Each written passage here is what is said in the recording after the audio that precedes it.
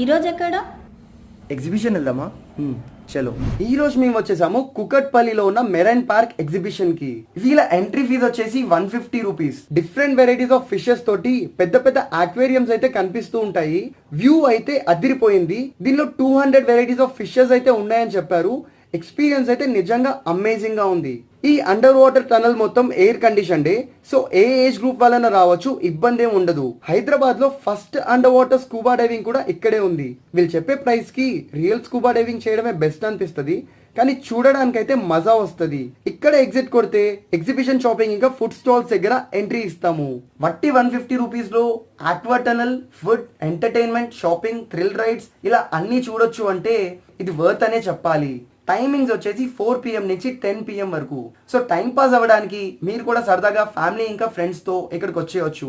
ఇలాంటి మరిన్ని మంచి వీడియోస్ కోసం మా పేజ్ని ఫాలో అయిపోండి.